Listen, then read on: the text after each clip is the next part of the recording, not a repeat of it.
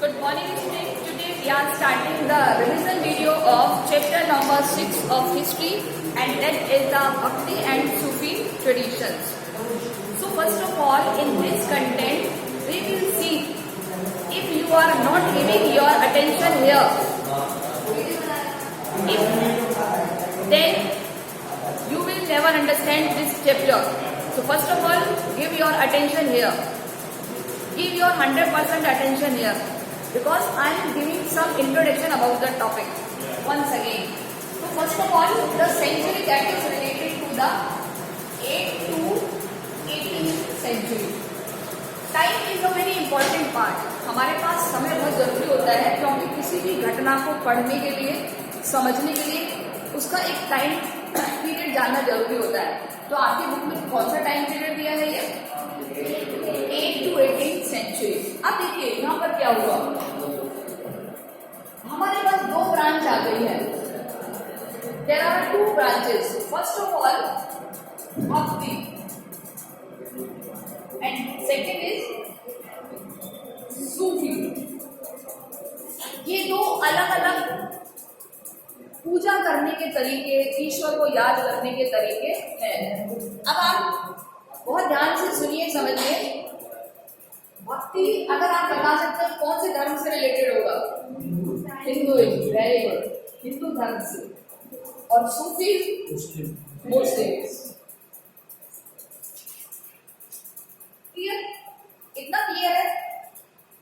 तो दोनों के तरीके अलग अलग है पूजा करने के. यहाँ पर भक्ति में क्या है कि हम अपने देवों को दो रूपों में पूजते हैं. किसी न किसी शेप में और शेपलेस. हम अपने भगवान को किस रूप में पूजते हैं? शेप और शेपलेस. शेप मतलब सगुण, शेपलेस मतलब निर्गुण. आपने हिंदी में सगुण और निर्गुण पढ़े होंगे ना, कि सगुण के कवि कौन है, निर्गुण के कवि कौन है. तो ये शेप और शेपलेस में बता देती हूँ. आपने भगवान राम की मूर्ति देखी है, हनुमान जी की मूर्ति देखी है, तो ये कौन से टाइप की पूजा हुई? शेप, सगुण. आप कहते हो कि ईश्वर कण कण में व्याप्त है, यहाँ पर भी है, वहां पर भी है, उस में भी है, पंखे में भी है, तो उसकी कोई पर्टिकुलर शेप नहीं है, हर जगह व्याप्त है. तो वो उस विचारधारा को मानने वाली क्या कहलाए? निर्गुण, यानी शेपलेस. जो किसी आर्किटेक्चर, जो किसी आर्ट के रूप में जानते हैं. तो हिंदुइज्म में ये दो तरह की माइथोलॉजीज फेमस हुई. और यहाँ केवल आपको पता ही है, यहाँ तो कोई शेप होती नहीं है. मुस्लिम्स तो वैसी मूर्ति पूजा का विरोध करते हैं, बताए, मजाल होती है. तो ये कहते थोड़े कि मरने के बाद कोई अस्तित्व होता है, नहीं होता. ठीक है, वो तो जो उनकी जो समाधि होती है उसके ऊपर चादर रख देते, वो पूजा करते हैं. लेकिन कभी कोई अल्लाह की मूर्ति देखी है? तो फोटो देखी है? कुछ नहीं देखी ना. जबकि ये तो मोहम्मद साहब को मानते हैं, पैगंबर मानते हैं, लेकिन फिर भी मोहम्मद साहब की कोई फोटो नहीं देखी हमने तो आज तक. हाँ, हमने राम जी, कृष्ण जी, हनुमान जी की फोटो जरूर देखी है. तो ये क्या है? हमारी दो अलग अलग आइडियोलॉजीज है पूजा करने की. एक कौन सी है? भक्ति ट्रेडिशन. दूसरा है सूफी ट्रेडिशन. सूफी वो उसमें अभी अलग आएगा, वो उससे पहले चला गया. ये हम किसकी बात कर रहे हैं? 8 से 18th सेंचुरी. अब देखिए ये कैसे आया. इससे जो पहले का टाइम था वो किसका था?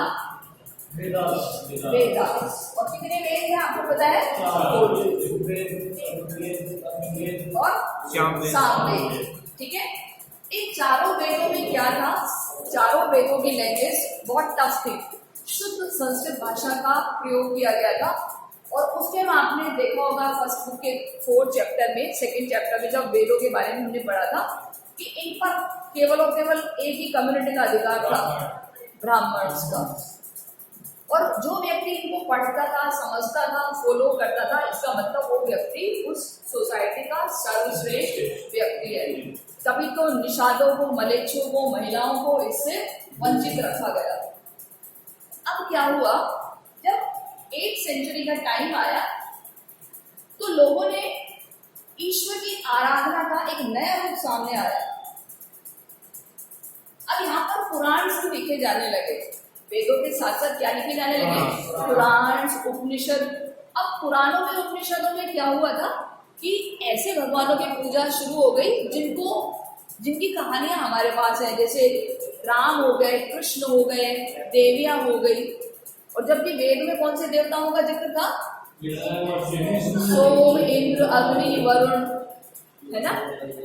समझ में आ गया? क्योंकि अभी हम एक और क्वेश्चन क्लियर करेंगे, what is the difference between Puran and Veda.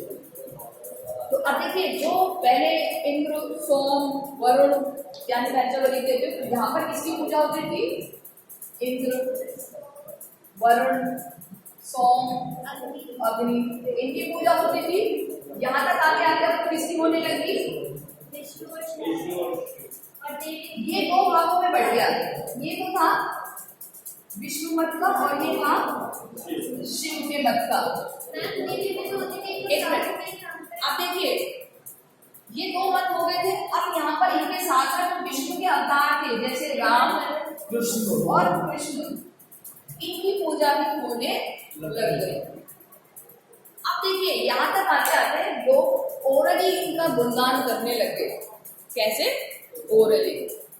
तो कहीं ना कहीं ये चीजें आई कहाँ से है, वेदों से ही आई है। लेकिन वेदों की भाषा कैसी थी, टफ थी, संस्कृत थी, जिसको हर कोई नहीं समझ सकता था। इसलिए उन्होंने सरल भाषा में ट्रांसलेट करके आम लोगों के लिए उसको गाना शुरू कर दिया। जब उसको गाना शुरू करते तो लोगों की समझ में आने लग गया, लोगों की समझ में आने लगे। अब चाहे महिला हो, चाहे पुरुष हो, चाहे किसी भी कास्ट का पर्सन हो, छोटी जाति का हो, बड़ी जाति का हो, तो यहाँ से उनके फॉलोअर्स बढ़ने लग गए।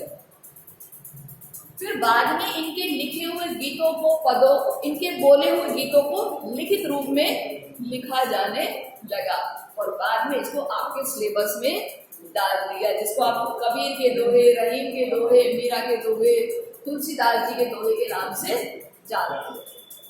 तो ये है भक्ति ट्रेडिशन। ऐसे ही मुस्लिम्स का आया था। मुस्लिम में जैसे मोहम्मद बिन कासिम आया था पहले, उसने यहाँ पर हिंदुइज्म को देखा था, तो उसने कहा कि हिंदुइज्म कुछ नहीं होता, बुत पूजा कुछ नहीं होती, क्योंकि उस टाइम मूर्ति पूजा होती थी। क्योंकि यहाँ पर हमारे पास दो चीज आएंगी, स्कल्पचर होता था, स्कल्पचर मतलब मूर्ति पूजा, और टेक्स्ट। टेक्स्ट मतलब लिटरेचर्स भी थे हमारे पास। तो जब यहाँ से मुस्लिम्स आए थे, मुस्लिम बाहर से आए हमारे पास, तो उन्होंने यहाँ के ट्रेडिशन को क्या कहा है कि यहाँ पर कुछ नहीं है पूजा पाठ, लोग मूर्ति को पूजते हैं, मूर्ति को पूजने से क्या होता है। तो उन्होंने कहा कि जो मोहम्मद पैगंबर हुए ना, कौन सी सेंचुरी में, 600 में BC में, कि उन्होंने जो कहा है उसको मानो, उसको फॉलो करो। कि धरती पर मुझे अल्लाह ने भेजा था कि मैं उसका मैसेंजर हूँ, ठीक है। तो इस तरीके से उन्होंने उस मत को प्रोपोगेट करा। तो इस तरीके से भारत में भी इस्लाम की शुरुआत हो गई, ठीक है। अब ये लोग क्या करते, गाते थे, कव्वालियों के रूप में इनके भजन आपने देखे होंगे ना।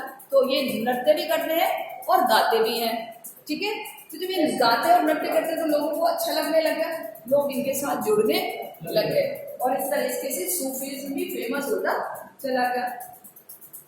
समा मानने लगे। समा, व्हाट इज समा? समा इन द सेंस एक एनवायरमेंट की, जैसे मैंने कोई भजन, मतलब मुस्लिम्स का कोई कव्वाली शुरू करी अल्लाह की आराधना में, और आप लोगों को इतना इंटरेस्ट आया कि आप लोग बहुत ध्यान से सुनने लगे और इतने मस्त हो गए कि वो नाचने भी लगे, इसको कहते हैं समा। तो क्वेश्चन आया हुआ है, ठीक है, यानी अल्लाह की आराधना में इतने ज्यादा लीन हो जाते हैं। तो इस तरीके से हमारे पास ये दो ब्रांचेस शुरू हुई थी। क्या नाम है इनका? भक्ति और सूफी ट्रेडिशन। क्या नाम है इनका? सूफी ट्रेडिशन किसको फॉलो करते हैं? मुस्लिम। और हिंदू परंपरा के अनुसार भक्ति। हिंदुओं में दो चीज होती है, स्कल्पचर पूजा, मूर्ति पूजा, और टेक्स्ट जो लिटरेचर्स है हमारे पास, ग्रंथ है, चाहे रामायण हो, गीता हो, उपनिषद हो, पुराण हो, ये सारे हमारे टेक्स्ट है। टेक्स्ट का मतलब लिखित ग्रंथ। समझ में आ गया? तो हम इनकी भी पूजा करते हैं। हमारे यहाँ गीता, रामायण, इनको पवित्र माना जाता है ना, ठीक है। ये वेद से हटकर के लोगों ने कहा था कि वेद तो बहुत टफ है, इसलिए हमें सरल चीजों को लोगों के सामने आना होगा। इसलिए उन्होंने उनमें जो अवतार थे होते राम के, कृष्ण के, उन अवतारों की पूजा करनी शुरू कर दी। ये इतनी सरल भाषा में होते थे कि सबको समझ में आने लग गए। जैसे अगर आपने रामायण की चौपाइयां पढ़ी है कभी, सुनिए रामायण की चौपाइयां दो है तो बहुत सरल भाषा में होती है, अवधी भाषा में है, ब्रज भाषा में है जैसे, तो ये हमारी रीजनल लैंग्वेजेस है और इसको समझना बहुत ज्यादा आसान होता है। तो इस तरीके से लोग इनको गाने लग गए और इस तरीके से दो परंपराएं हमारे सामने चले। जर्मनी में भी संस्कृत पढ़ाई जाती है ना? अब तो अमेरिका में भी संस्कृत पढ़ाई जा रही है, यूनिवर्सिटीज ओपन हुई है संस्कृत के लिए। Most of science technology depend technology due to the technology, क्योंकि कंप्यूटर क्या है, जो आप बोलते हो ना उसी को ही फाइंड आउट करता है। कभी आप मोबाइल में देखना, जो आप बोलते हो वो वही स्पेलिंग टाइप करके भेजता है। मैम ये बोला जाता है कि जो आर्किटेक्ट पहले की टेक्नोलॉजी थी ना आज से बहुत बेहतर थी मैम। सो जो वेद से वो संस्कृत में लिखे गए उस टेक्नोलॉजी को समझने के लिए वहाँ पे संस्कृत पढ़ाई जाती है। कंप्यूटर संस्कृत लैंग्वेज को बहुत इजीली फाइंड आउट कर सकता है। आगे आने वाले IIT के जितने भी IIT में उसमें भी संस्कृत को पढ़ाया जाएगा। ठीक है, यस। तो ये दो ब्रांचेस समझ के आगे। अब देखिए यहाँ पर कुछ गॉडेस की पूजा भी शुरू हुई। गॉडेस मतलब देवियाँ। लोग तो क्या होते थे उस टाइम पे कि किसी पत्थर को पेंट किया, पेंसिल सिंदूर से पोता और वो क्या बन जाते थे, उनके भगवान बन जाते थे। मतलब हमारी जो आराधना थी पहले ऐसी थी।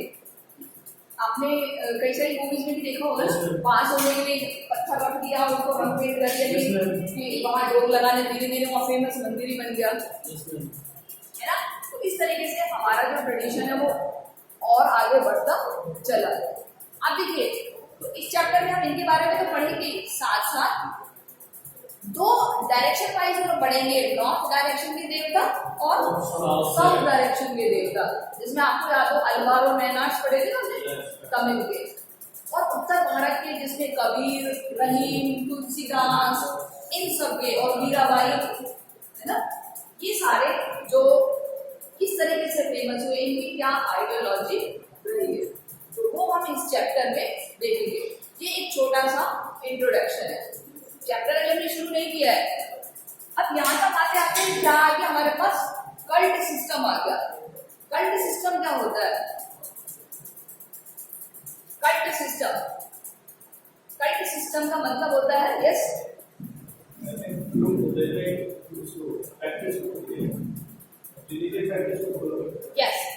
जो किसी पूजा को प्रणाली को क्या बोलते हैं, भगवान के नाम की प्रणाली को फॉलो करते हैं, उसे कहते हैं कल्ट सिस्टम।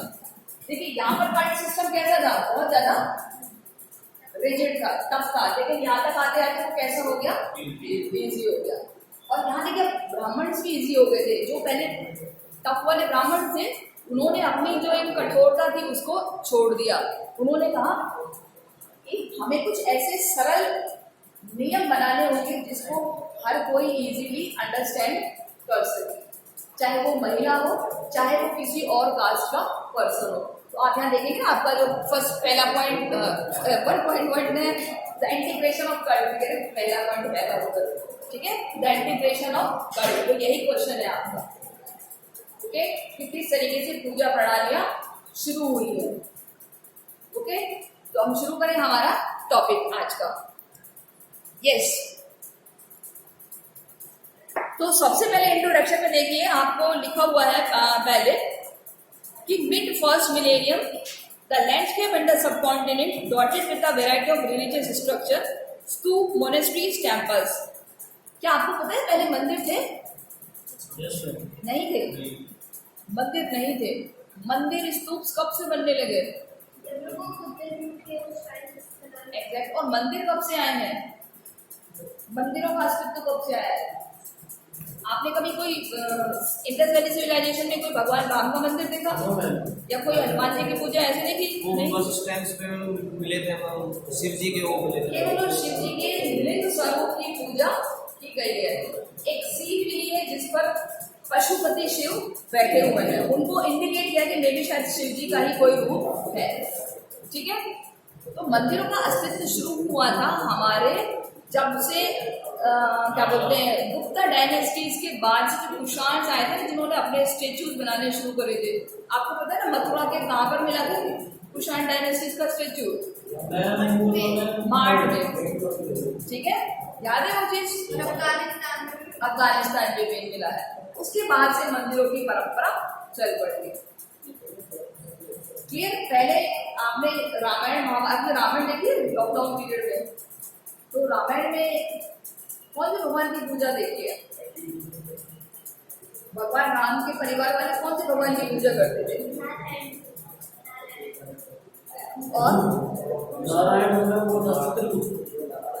और किसकी पूजा देखी है? शिव जी की करते थे, है ना? तो सोम का मतलब शिव। इसके अलावा अग्निदेव,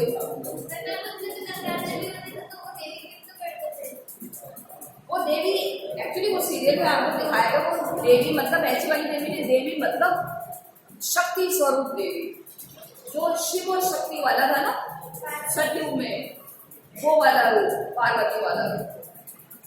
क्लियर?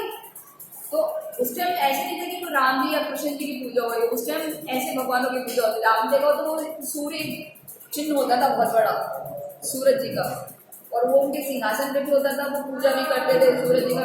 कभी गौर से देखना, तो ये चीजें ये बताती कि उस टाइम ऐसे देवी देवताओं की पूजा होती थी। ओके, तो हम शुरू करें हमारा topic. So the next textual resources available from the period included the composition attributed the poet's sons, most of whom expressed themselves orally. ज्यादातर ये कैसे बोली गई थी? ओरली, लिखित में नहीं थी। What is the meaning of orally? बोल कर, गाकर। अच्छे से समझ पाते हैं लोग, है ना? क्योंकि उस टाइम लिटरेसी इतनी थी नहीं कि उसको लिखा जाए या किसी ने लिख करके लोगों को कहा है कि आप इसको पढ़ो, तो ये नहीं था। मेरे को अच्छा लगा, मैंने उसका गीत बना दिया, भजन बना दिया, मैंने आपको वो सुना दिया। आपको अच्छा लगा, आपने उसको फॉलो करना शुरू कर दिया, आपने किसी और को सुनाया। इस तरीके से ये परंपरा चल पड़ी। भक्तिज्म में और सूफिज्म ओरली होती थी, ये रिटन में नहीं होती थी। ये सारी जो कविताएं होती थी, भजन जो होते थे, जितने भी पोएट्स अंदर, most of whom express themselves orally in the regional language। और कौन सी लैंग्वेज में? What is the meaning of region? Local भाषा। ओके, तो जैसे अगर हम अलवर की भाषा में अलवर के लोगों से बात करते ज्यादा जल्दी समझ जाते हैं ना, बजाय किसी और लैंग्वेज में। जस्ट लाइक से used by the ordinary people, this composition which were often set to the music were compiled by the disciple or devotees generally after the death of poet son। अब उस कवि की death के बाद उसके जो followers थे, डिसिपल थे, उन्होंने क्या करना शुरू कर दिया? उनको लिखना शुरू कर दिया। इसका मतलब कहीं ना कहीं लिटरेसी आने लग गई। तभी तो हमारे पास आज मीराबाई के पद हैं, कबीरदास जी के पद हैं, है ना? महाभारत लिखी हुई है।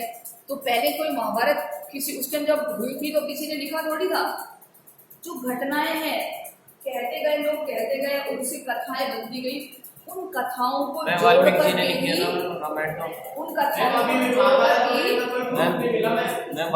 लिखी है ना, वेद व्यास ने लिखी है महाभारत की। आपके वो 4th चैप्टर में लास्ट में दिया हुआ है। इनका नाम मैं पहले बिंबासुर था, आई थिंक बिंबासुर। वाल्मीकि ने रामायण लिखी है, ठीक है। रामचरितमानस तुलसीदास ने लिखा है। नहीं, मैं उनको पहले जो वाल्मीकि जी थे उनको पहले नाम वाल्मीकि बाई प्रोफेशन पहले एक लुटेरे थे। वही तो मैं लुटेरे थे, उन्होंने मैं वो साधना की थी। मैं बिंबासुर नाम पढ़ गया था बिकॉज में उन्होंने साधना की थी ना, सो उनके ऊपर जो दिमाग होती है ये सब जम गई थी, तो उनको भीम भी नहीं बन जाती, वो बन जाती है, उसमें निकला हुआ उनको बिंबासुर नाम पड़ा था मैं, फिर उनको वाल्मीकि जी नाम पड़ा था। ठीक है, तो आपका इंट्रोडक्शन में ऐसा कुछ नहीं है, वो हमारा फर्स्ट आंसर शुरू होता है the mosaic of religious beliefs and the practice. तो यहाँ पर हमारा एक क्वेश्चन प्रिपेयर होगा। आपने क्वेश्चन लिखे हैं यहाँ पर,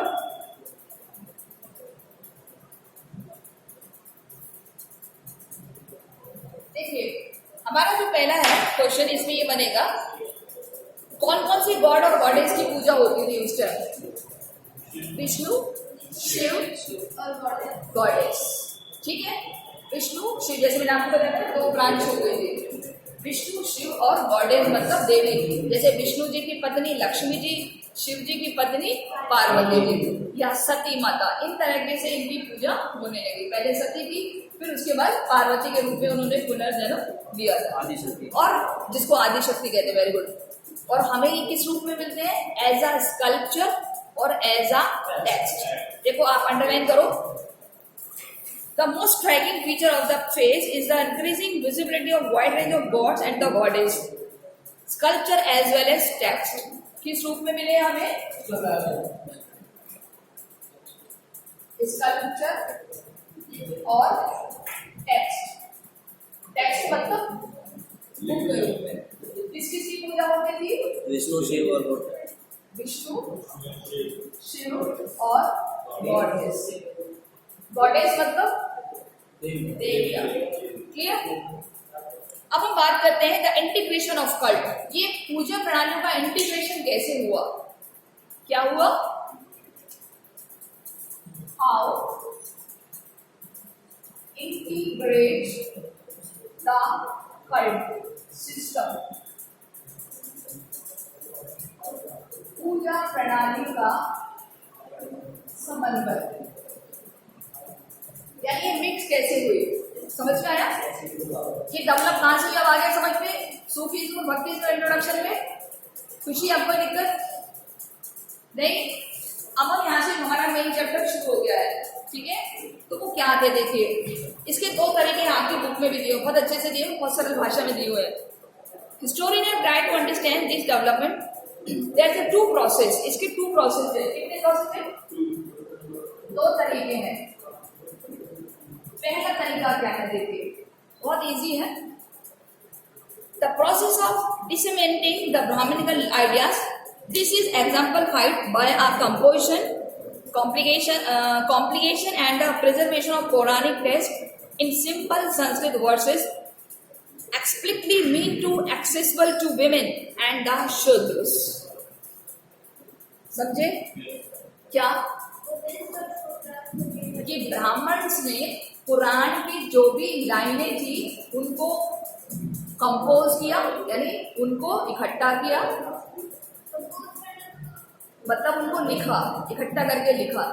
सेकंड, उनको एक तरीके से कॉम्प्लिएशन किया। कॉम्प्लिएशन मतलब उनका संकलन किया, जो जो अच्छी बातें थी, एंड उसको प्रिजर्वेशन, उनको सुरक्षित रखा। एंड द पुरानी डे सिंपल संस्कृत वर्सेस, और कौन सी भाषा में इनको क्या करा? सिंपल संस्कृत वर्सेस को, श्लोकों को ट्रांसलेट किया। इसमें एक्सप्लिसिटली मीन टू, यानी इसका मतलब एक्सेसिबल टू वुमेन एंड शूद्र, जो किसको समझ में आ सके?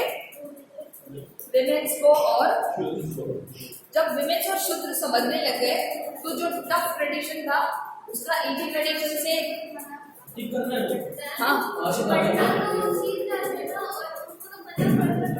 क्या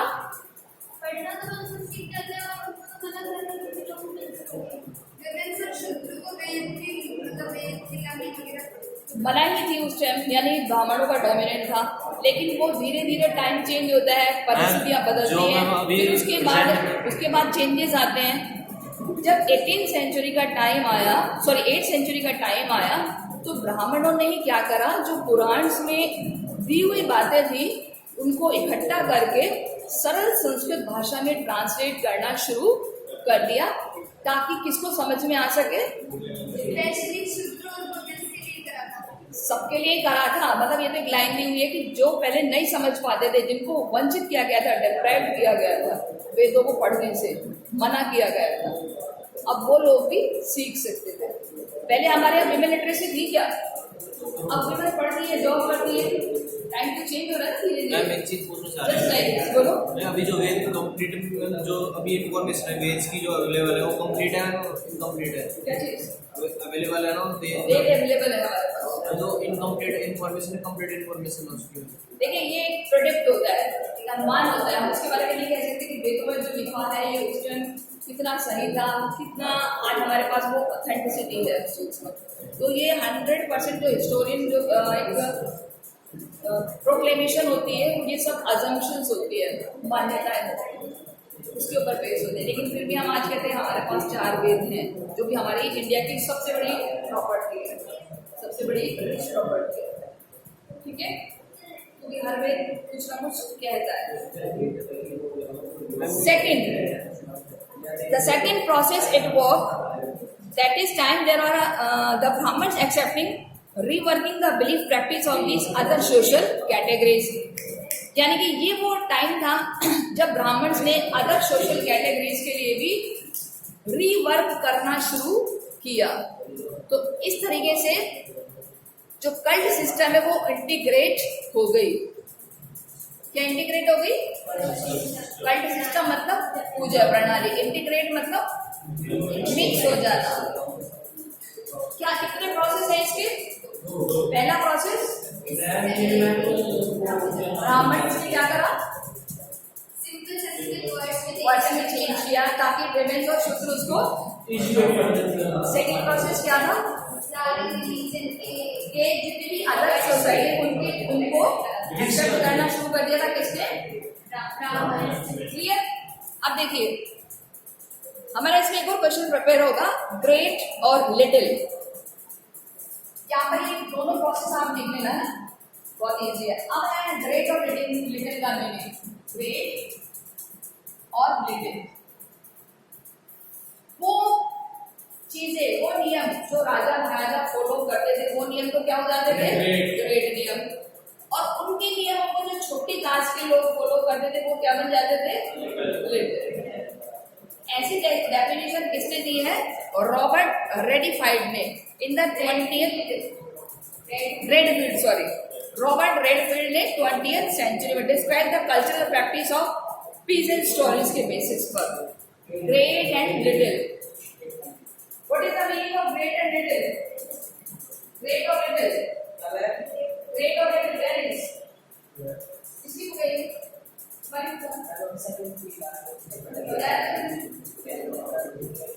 अंडरलाइन करो, हमको क्वेश्चन लिखो ग्रेट और लिटिल। अब देखिए इसमें क्या बता रहे हैं, ग्रेट और लिटिल क्या होता है?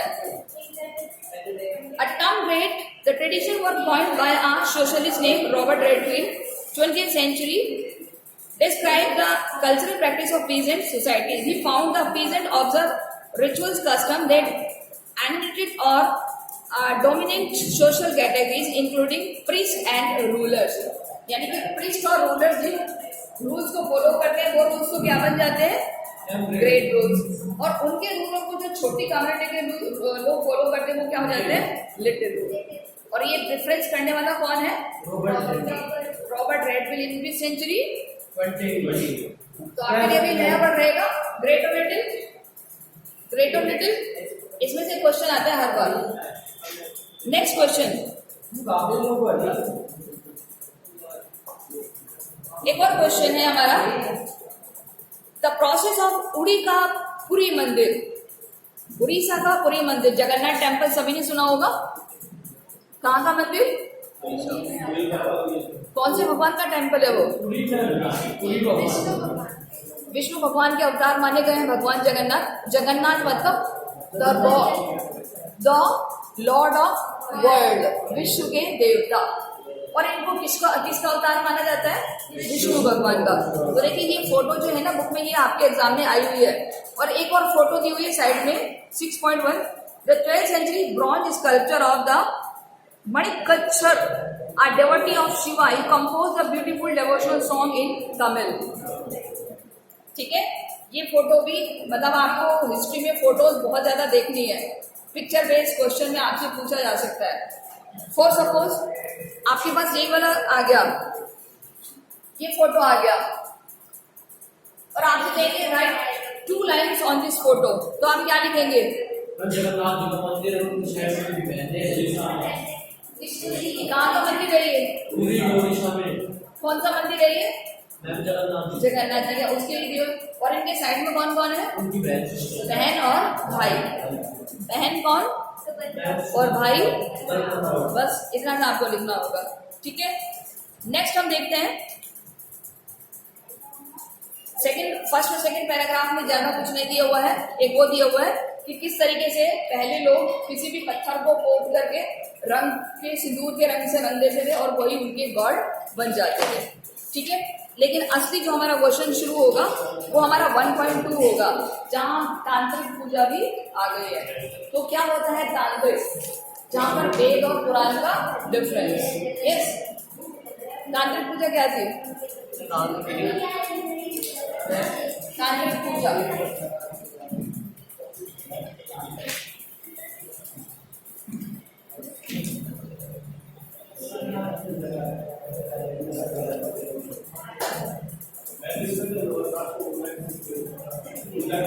ज्यादातर विमेन्स की पूजा होती थी, विमेन गॉडेस, और कोई भी कास्ट का इसको पूछ सकता था, विमेन्स भी इसको पूछ सकते थे। इस तरह की पूजा को क्या नाम दिया गया है? तांत्रिक पूजा, ठीक है। वेरी सिंपल क्वेश्चन है, तांत्रिक पूजा क्या होती है, ओके। एक और क्वेश्चन आएगा इसमें, डिफरेंस बिटवीन वेद्स एंड पुराण। ये आपका इंपॉर्टेंट है, आप लिख लो इसको, मैं आपको दिखवा देती हूँ। डिफ्रेंशिएट बिटवीन वैदिक और पौराणिक। सब लोग लिख लेंगे बेटा इसको। यस,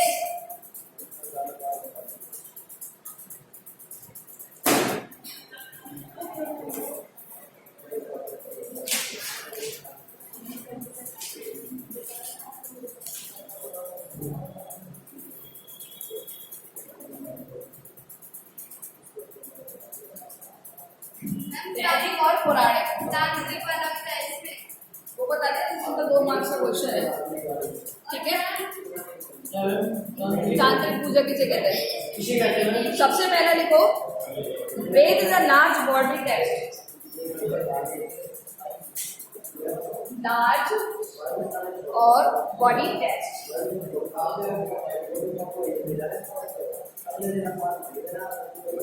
क्या है बेटा, साथ के साथ लिखते जाओ आप लोग। वेद क्या है? Large body text, oldest scripture of Hinduism,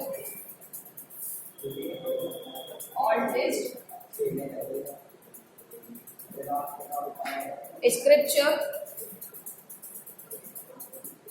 of Hinduism. हर अगर हम बात करें, कंपोज इन अ वैदिक संस्कृत, कंपोज इन वैदिक संस्कृत, क्लियर।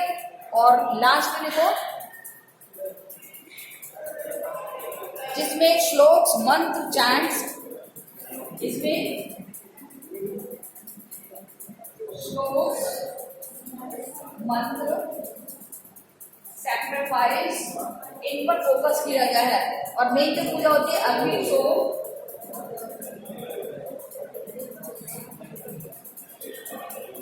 इंद्र और वरुण की पूजा होती है, किसमें?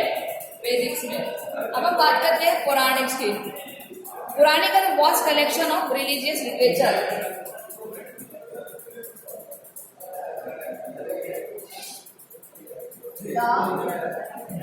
large collection of religious literature, यानी कि ये रिलीजियस लिटरेचर का एक बहुत बड़ा कलेक्शन है पुराण। सेकंड अगर हम बात करें तो wide range topics cover, wide range of topics, यानी बहुत सारे टॉपिक्स को कवर करते हैं, चाहे वो महाभारत के हो चाहे रामायण के हो, बहुत सारे टॉपिक्स को ये कवर करते हैं। Worship of many deities and traditional, worship of many deities and folklore, folklore यानी कि जो लोकल भाषा में गाने होते हैं, ट्रेडिशनल फोकलोर। और किस किस की पूजा होती है? Vishnu, Shiva, goddess, main worship of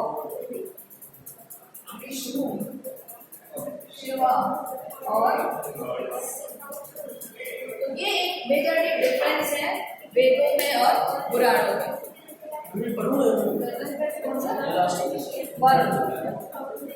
Clear? So students, we have clear our 1.1 differentiate and the conflicts. After that, they have create a conflict in the Veds and Puran. So till then, अगर आपको कोई समझ में नहीं आए तो आप कॉल करके भी पूछ सकते हैं। Till then, take care. Goodbye.